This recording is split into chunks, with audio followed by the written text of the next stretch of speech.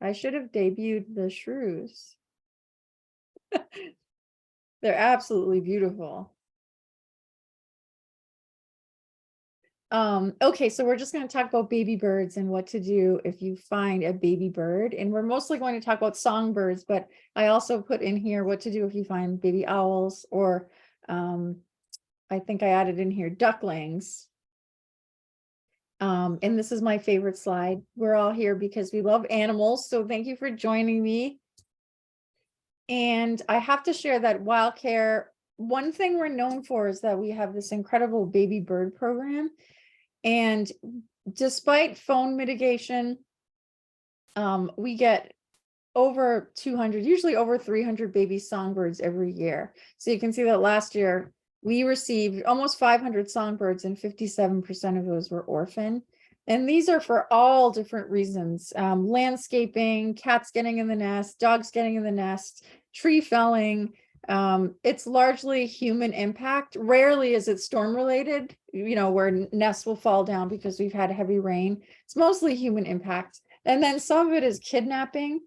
And so part of this discussion is how to determine when a bird actually needs help.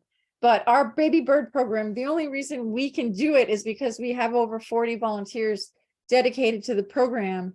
Baby songbirds need to be fed for at least a 12-hour day to survive. And so we have volunteers who come for 3-hour shifts once a week from 6 a.m. to basically 7 p.m. And so we could not do it. My staff could not do it because they're also taking care of, all these other animals. So we're really grateful for our volunteers. And in the summer, this is what our nursery looks like. We've got birds everywhere. This is a fledgling barn swallow. This is a nestling flicker. This is a baby chimney swift, one of my favorites and one of the most challenging to care for. These are young cedar waxwings, and this is a classic incubator. When baby birds are really young, we can put them all together, except for we never put blue jays with other species because blue jays are a predatory bird. And so you don't want your baby birds thinking that blue jays are something that's okay to hang out with because they're not. They're definitely not. But here we have American robins, a baby swallow, a barn swallow, a baby wren, a house wren, and American goldfinches. If you're ever interested in volunteering in our nursery, please fill out a volunteer application for our baby bird program. So here are a few more babies. These are grackles, robins, a nuthatch, white-breasted nuthatch, and a jay. And these are all, these are like late hatchlings. And these are all, see how they have some feathering and they're like perched and bright and alert. These are nestlings. And we're going to talk about the difference. So let's talk about the different types of avian development that you might encounter. When people call us, usually they're calling because they've found a songbird baby on the ground. And songbirds are what's called altricial, which means when they hatch, the babies are naked, blind, and helpless, like this. And like this. This was a nest of wrens. Someone was trimming a hedge. The nest fell down. We encouraged them to put it back. And luckily, they put it back and these babies were cared for by the parents. So that was great. So that was like 5 less mouths for us to feed, 5 mouths that could stay with their parents. So an American robin is a classic example of a songbird that we all know and love. Altricial, when they hatch, they look like this, naked, blind, completely helpless, completely dependent on the parents for warmth and for food. They don't have their eyes open yet. Then they start to develop their feathers. They can lift up their heads. These birds are actively gaping. Their eyes are open. You can see pin feathers erupting. And this is what we refer to as, these are like late hatchling or early nestling. It doesn't really matter, except for when we talk about rescuing them. And then fledglings are the most kidnapped songbird stage of development ever. Because this bird, this is a juvenile American robin. It has fledged the nest, but most songbirds can't actually fly, some of them for the first week after they leave the nest. So what happens is people see this little robin on the ground, it's jumping around, it's begging, and they think that it's orphan. And usually that's not the case. The parents are usually nearby, and it's a very precarious time frame for these young birds. I think something like 95% of young songbirds do not survive to adulthood. They don't get past this stage because, as you can imagine, there are so many predators. So let me back up for a second. If you call us and you find a hatchling like this on the ground by itself, we're probably going to have you bring it in because it could have been dropped by a predator. You're likely not going to know where the nest is. It could have injuries. We will ask you to get it warm and bring it into us, no food or water. If you do see a nest that it has just fallen from and it's warm and doesn't have injuries and you can safely put it back, we will have you do that. Nestlings are the same. These guys are a little stronger. They're way too soon to be out of the nest if you found them on the ground. So if you found a little nestlings like this on the ground, we would ask you the same questions. Are they injured? Is it warm? Can you see the nest? Can you put them back in the nest? And then once you put birds back into a nest, you need to make sure that the parents are actually caring for them. What happens often is people will find a whole nest of baby birds on the ground because it's fallen because of a cat or whatever. And sometimes what we can do, if you know where that nest was, we often can place the fallen nest into a basket and hang it up in the same vicinity or in the exact spot, and then watch for the parents. But as you can imagine, there are a whole lot of things, if you do that, these guys, they can't last very long on their own. So these nestlings, they're beginning to thermoregulate. They get some feathers. We would want the parents to come back like within an hour or so. The hatchling, they don't have time. They can't stay warm. So all these variables, but what we'll do is if you call us, we would have you send a photo and we would pretty much know right away, that bird needs to come in, or if you see the nest, let's give this a try.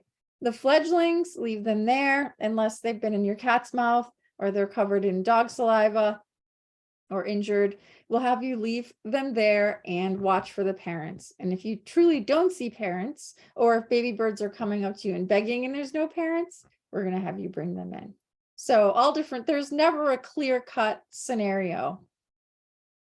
I want to show you, so a lot of people call us and say, oh my God, there's a house finch nesting in my hanging plant on my porch, and like, I want to be able to use my front door. And what I try to say to people is I try to encourage them to enjoy the process. And honestly, it's a really quick one. Like house finches, for example, they incubate for 12 to 14 days, their eggs. And then once the eggs hatch, the chicks leave by 14 days. So if you find a nest and they've just hatched, you're looking at a 2-week period where you may just want to use your side door, and then enjoy the process. These birds chose to nest in your location because it's safe. And so you can watch. Some people you can use Arlo cameras, your security camera, and watch the progress in the nest. But I just want to show you how quickly this process really is for songbirds. Because what happens is incubation in songbirds is really short because all of the development occurs outside of the egg. So when they hatch, they're like little aliens, helpless aliens. So this is a dark-eyed junco, but this is the Oregon junco. I lived in California twice. And so the Oregon junco is different than we have the slate-colored subspecies. So here's a dark-eyed junco nest. And here's day 1 when the baby's hatched. Naked, blind, and helpless. They need mom and dad for everything: food, warmth, protection. By day 2, look at them. Already the eyes are open. They're begging. They're like upright. They're strong. Day 3, they look totally different. They're actually, look at their down. Their heads are filling out. They're actually getting some pin feathers. They're still totally dependent, and can't thermoregulate. Day 4, they look different. The pin feathers are like really coming together. The birds are bigger. Their heads are more feathered. Day 5, more of the same. I don't know what happened on day 6, but this is day 7. It's like everything erupted. Their tail Even their tail is starting to look like a tail. And I love this because a characteristic of juncos, East and West Coast, is they have white outer tail feathers. And so sometimes we don't get junco babies here because our juncos breed in the north. But in California, you know, we'd get these babies and it's like, what the heck is that? Because we wouldn't get juncos all that often. And these white outer tail feathers, even though you can see it's like still in the follicles, that was really helpful in determining what species we had. So pretty cool. So that's day 7. Day 10, holy smoke, they look like little birds. And look at how their behavior has changed. Now when approached in the nest, they hunker down. And because they are more alert, the parents have taught them already that, you know, when there's a nest approach, that they need to hunker. Look at those little white tail feathers erupting. So that's day 10. Day 12, they are gone. And when I think about this, the amount of investment that the parents put into this, you know, the female or the male and female in some cases building this nest, which takes them days, if not weeks, and then laying one egg every 24 to 48 hours, and then incubating, and then another 14 days for all these babies. Like, I want to say that when people call and say, but I want to use my front door. And I say, oh, can you just wait for 2 weeks? Or it would be a month at the very, very most. So we already covered this a little bit, but if you find a baby songbird, certainly call us or call a local. I always say us because it's a wild care talk, but there are a lot of rehabbers in Massachusetts. Jillian, who is here, she is a rehabber and she's on Nantucket. But if you go to mass.gov, find a wildlife rehabilitator. There are lots of rehabbers in Mass, and the Cape Wildlife Center is another wildlife center on Cape Cod in Barnstable, and they are terrific. So if you find a baby songbird, call someone. Don't like just take it in and start feeding it. And we will ask you a series of questions. Like I said before, is it naked? Does it have feathers? Is it begging? Is it injured? Do you know where the nest is? Do you see parents? And depending on that, if they are hatchlings, we're probably going to have you bring them in, because even if you know where the nest is and you put the hatchlings back in the nest, the parents need to come back almost immediately. So it's just really hard. They're just so young and so vulnerable, and they can't thermoregulate. Nestlings and fledglings, we have a little more time where you can put them back into the nest. We have a little more time for the parents to come back, and they're able to thermoregulate better.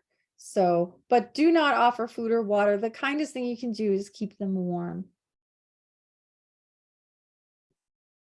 If you find an orphan hummingbird, this is a tough one. Renesting is really not possible, mostly because most people don't know where the nest is because it's, you know, about the size of a half a dollar. But people do find baby hummingbirds and they bring them to us. I specialize in orphan ruby-throated hummingbirds. And usually what I get are juveniles that were ever so slightly too young to be out of the nest. And maybe a dog or a cat found them. Sometimes I get injured young hummingbirds that have struck windows or crash landed. If you find a baby hummingbird, we're probably going to ask you to provide it with sugar water. And that would just be basically 1 part sugar to 4 part water. And you boil that water and then provide it to them when it's cool. And you can provide it to hummingbirds. Almost everyone has a hummingbird feeder at home. But if you have like an eyedropper, something that they can stick their beak into to extract that sugar water, that will really, really help. You want to make sure you don't get it on their fingers, on their feathers. And the reason that we say don't feed anything, but we want you to feed hummingbirds, is because for other species, for example, the baby robins I've just shown you, if they are ice cold, they're not going to be able to digest anything.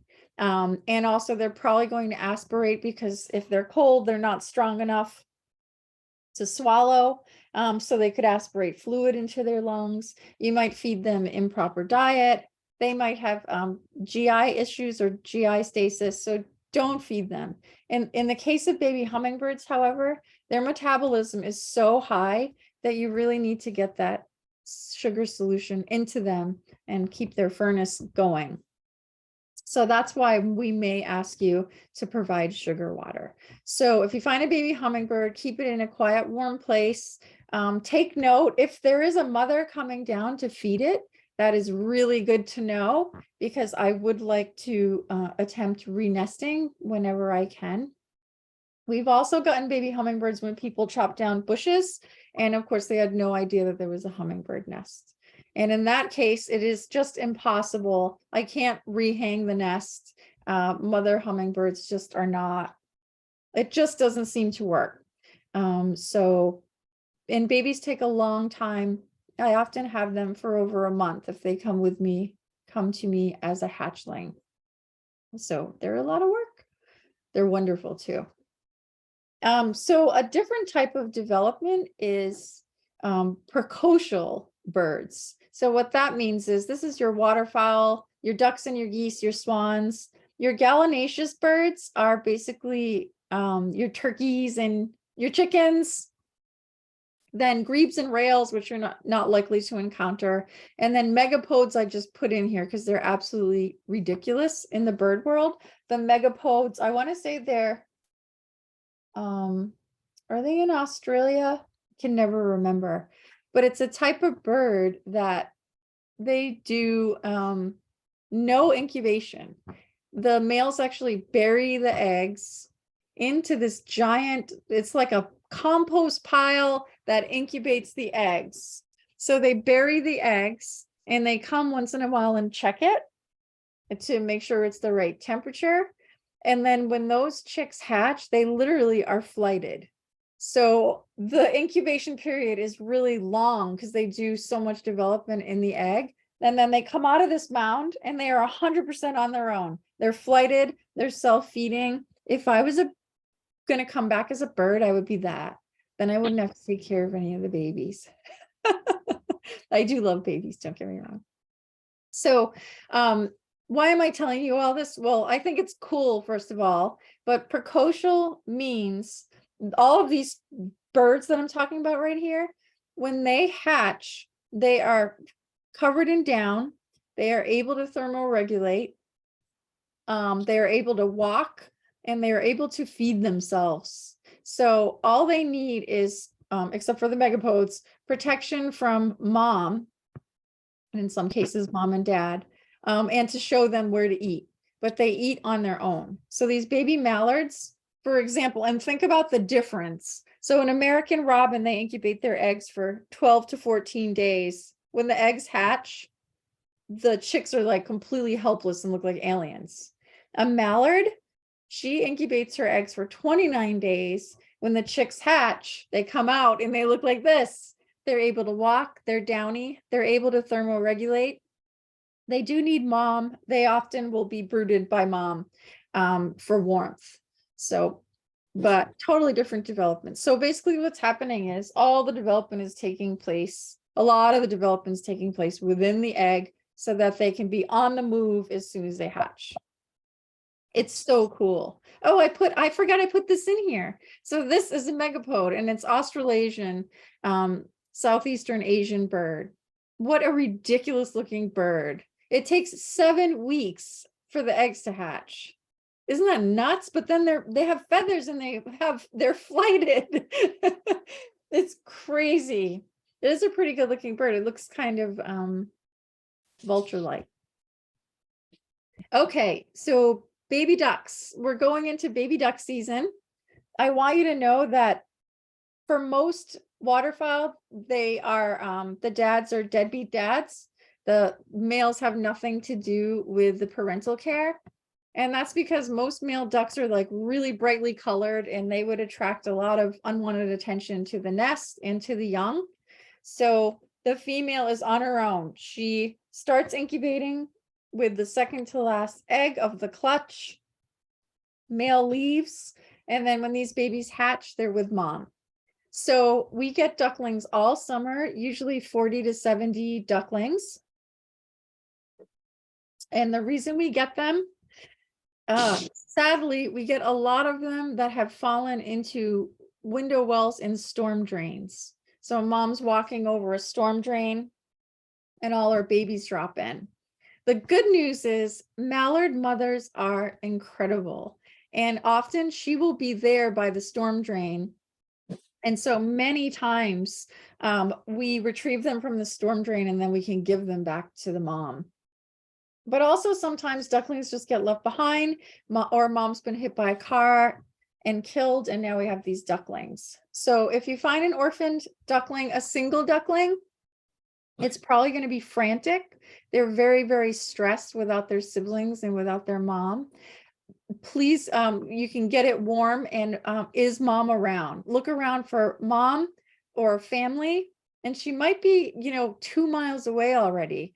They don't stick around. After the babies hatch and dry, they are on the move, usually to water. And so look to see if mom's around, keep them warm. We like to put a little feather duster in their habitats because they think it's mom. We wouldn't advise you to give food or water.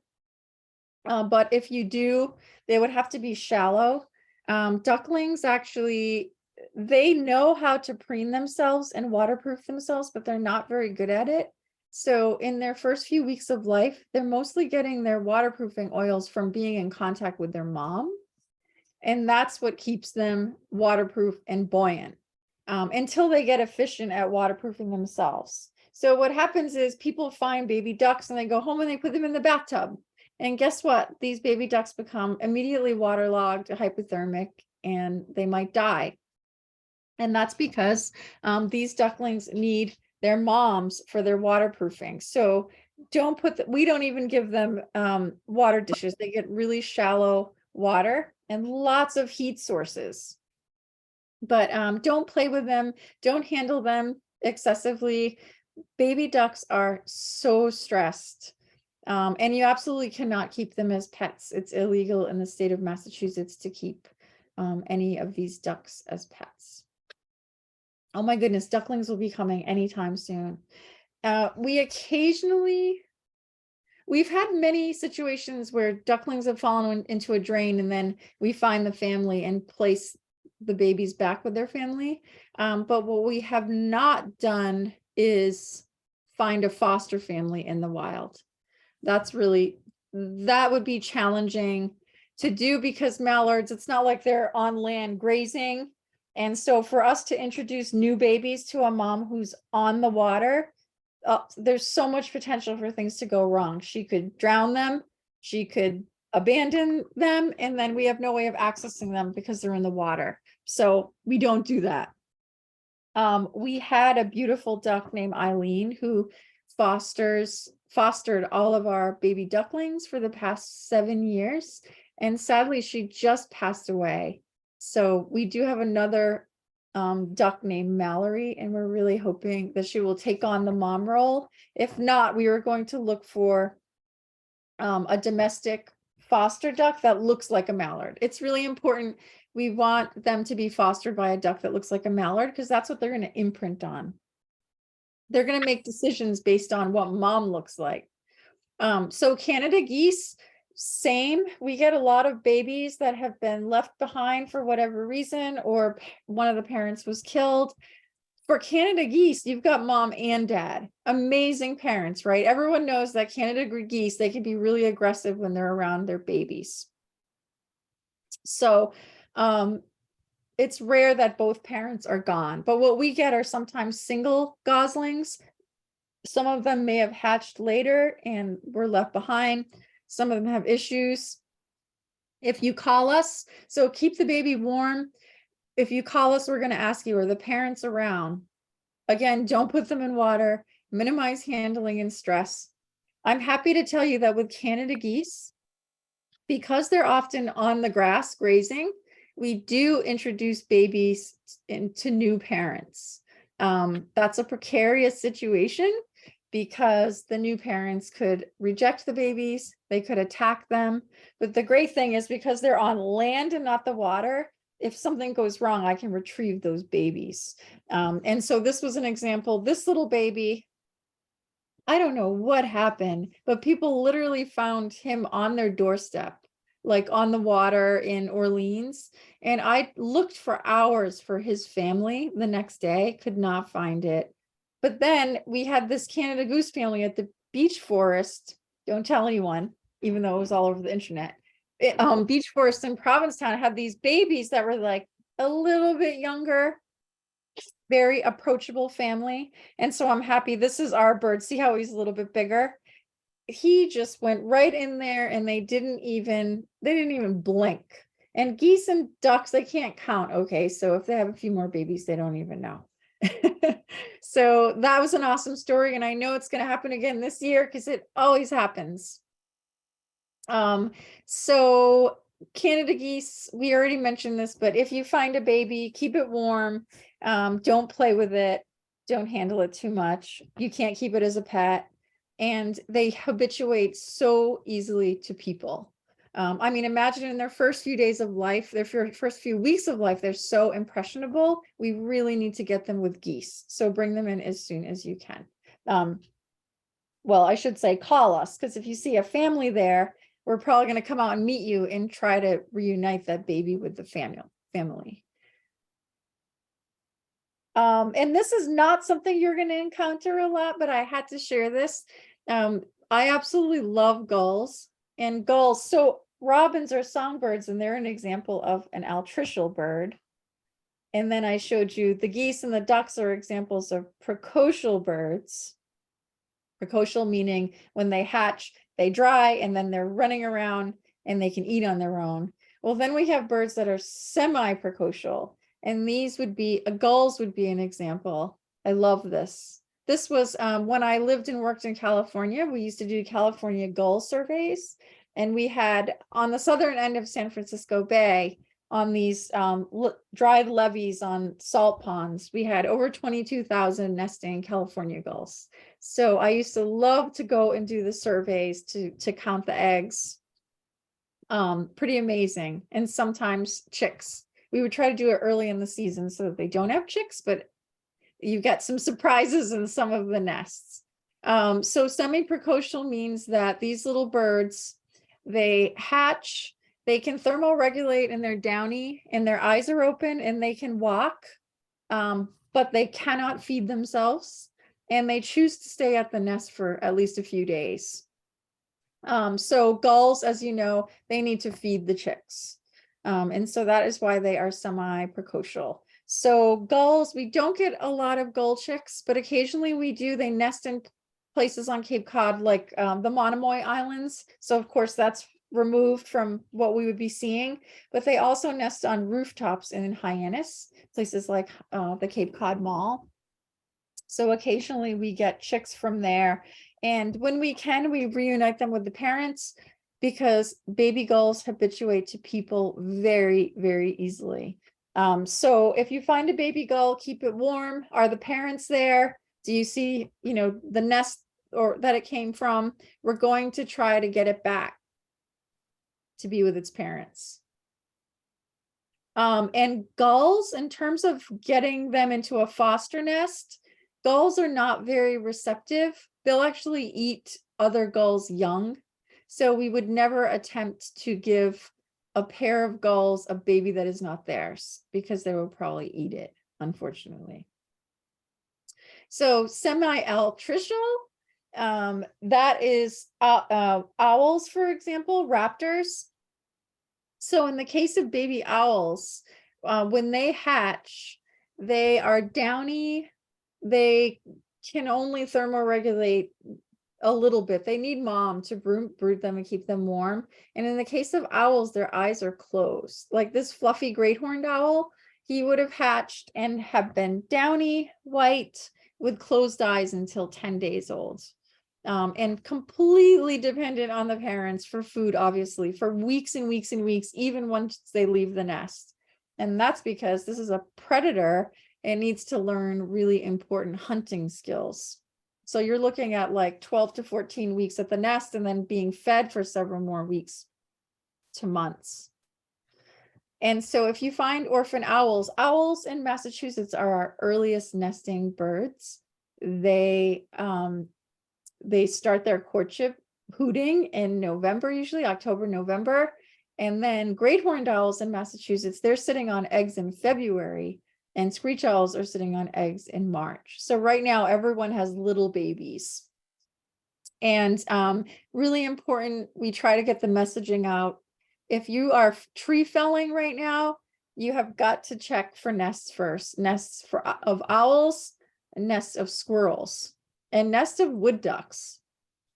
So this is not a safe time to be tree felling. If you find a baby owl on the ground, please call us or call one of the wildlife rehabbers. Owls also, they imprint on people very readily. So we always make an attempt to get them back with their parents. And that's done in many different ways. If you call us with a baby, we're probably going to have you bring it in, because we like to take a look at them and make sure, often they've fallen. Great horned owl chicks fall from 40 feet sometimes. We want to make sure there are no injuries, no rodenticide exposure. And then we're also going to want to know about the environment. Did you see the parents? Is the nest on the ground? Are there other chicks on the ground? Can you see the nest? That's all important information, because we are going to try to get that baby back into the nest. And we do that in several ways. We work with local tree workers. We work with Eversource. Sometimes it's a laundry basket pulley system, and just get them up and close to the nest. And then, of course, we have to monitor and make sure the parents are actually taking care of them. But also important for you to know is that, so these guys, they are dependent, they're totally dependent on their parents for weeks. But a lot of times, so owls go through what's called a branching stage. And this is where they're still like a little bit fluffy, like this guy. So he still looks like a fluff ball, right? But look, he's perched. So he would be out of the nest clambering around on branches. And that is where they get into trouble, because sometimes they fall. But believe it or not, a lot of times they can get back up, not necessarily into the nest, but on lower branches. And you better believe that those parents are looking out for them. And great horned owls are like one of the fiercest wildlife parent that there is. So if we determine it's a brancher, we might have you put it into, the highest shrub or tree that you can reach, just so it's not right there on the ground. But more often than not, we're going to have you bring it in so we can at least do an assessment or an overnight observation. So illegal, obviously, to keep owls. I love this little baby. This was a baby that came to us on Mother's Day a few years ago.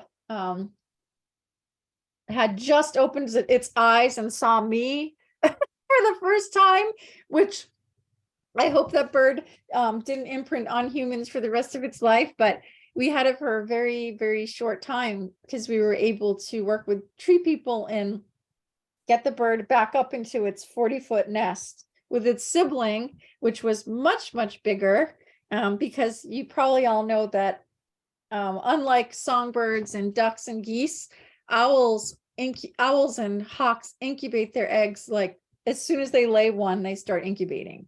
So that means that their eggs hatch at all different times. So they're going to have in the nest, they have varying ages of young.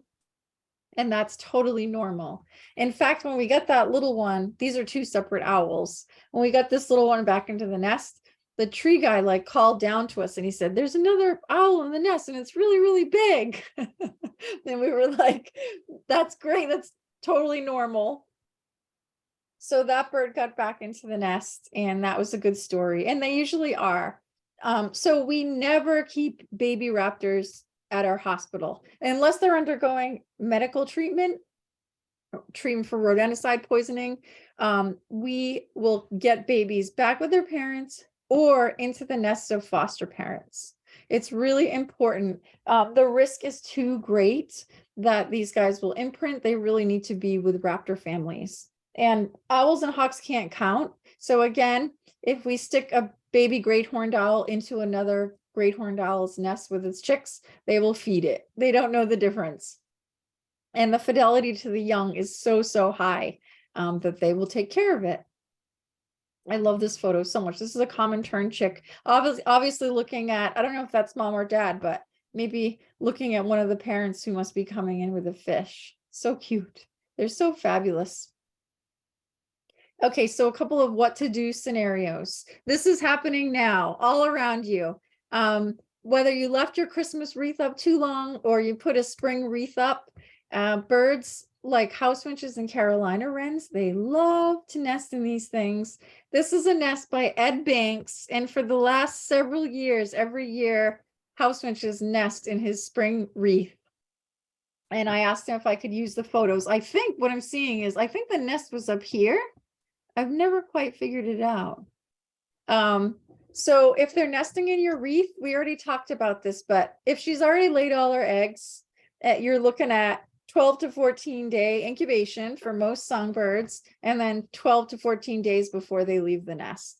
Use an alternate entrance, do some public education, post the nest on social media and tell people what a great thing you're doing so that you can inspire others.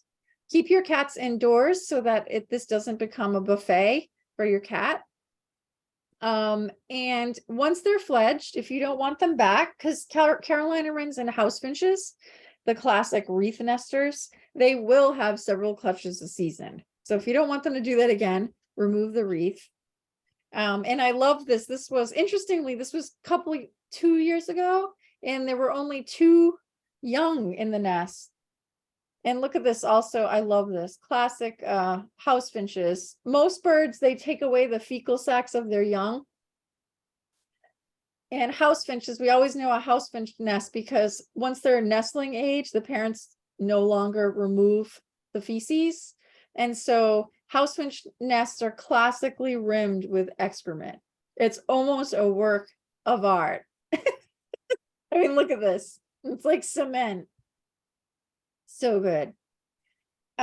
Okay, so another thing that's happening right now that causes me a great deal of anxiety every year is people with boats that are shrink wrapped. Birds are checking that out. The shrink wrap, it always tears, and it's often not shrink wrapped by the motor. And so birds like house finches and wrens and robins like to go in there. And so, did I put another photo in? No, I didn't. I'm working with Allen Harbor Marine right now, and I'm going to be working with Nauset Marine East. Allen Harbor in Harwich has already called me. There was one boat that house finches were checking out going into the shrink wrap. And what I did was I went out there, and I have like a little, Wildcare has a little, it's like an endoscopic camera on a wire, and I threaded into the boat. And I could see that she built a beautiful nest, and thank God there were no eggs in it yet. And so then I proceeded to patch up all the holes in the shrink wrap. And I'm happy to report that they told me that they haven't seen any more activity there. And so we're working with Allen Harbor. We're going to try to prevent nest casualties this year, because what happens in these boat yards is, now's the time people are thinking about getting their boats into the water. They get it to the water, they unwrap it, and then they call us and say, oh my God, there's a nest of baby birds. And at that point, we don't know which lot the boat came from. So I'm thrilled. Allen Harbor reached out to me this year because they want to be proactive about it. So what we're doing is, and I really hope this works, we are creating nest boxes. And so when the workers at Allen Harbor see activity on a boat, I'm going to go out there, I'm going to check it out. If there's no eggs or chicks in it, I'm going to close up the holes as much as I can. If there are eggs and chicks, when they need to move that boat, we're going to put a platform, basically nest shelf out, and put the nest in it and hope for the best. It's going to need to be monitored. And I still need to find a volunteer that can help me with the monitoring. But we're really hoping to keep these babies with their parents, and then use this, if this works, use it as a prototype for other boat yards. So it's kind of a long stretch, but it's worth putting in the effort. Last year, we got several nests of eggs and chicks from this one marina. So this was one of the nests that came from Allen Harbor. We tried re-nesting. The parents didn't come. And fortunately, they look like little dandelion tops. They're so sweet. These are house finches. They were raised at Wildcare and they were released. Would it be great if they could have stayed there with their parents? And also, what do you do if you have a nest in your yard and you have an outdoor cat? Well, we always encourage people to keep cats indoors. It's just safer for your cat, first of all, safer for wildlife. I know for a fact that even old outdoor cats can be converted into indoor cats, because my landlord has an 18-year-old cat that they got tired of all the carnage, all the killing that this cat was doing. And at 18 years old, they were able to convert him to be an indoor cat, which was amazing. You can also build or buy a catio, which is an indoor-outdoor, basically a cat patio, where the cat will feel like it's in the great outdoors, but it's actually contained. It's like a screened porch for your cat. It's great, and you can buy them for less than $300. If you are feeding outdoor birds and have an outdoor cat, I do not recommend feeding the birds, because then yes, you are creating a cat buffet. And what can you do for birds if your neighbors have cats outside? Make sure your feeding stations are up high, so birds can get away, and make sure there's lots of cover for them so they can, dive into brush and get away really easily from the cat. For our baby bird program, we always welcome donations. Pedialyte pillowcases, all these things are things that we use all the time.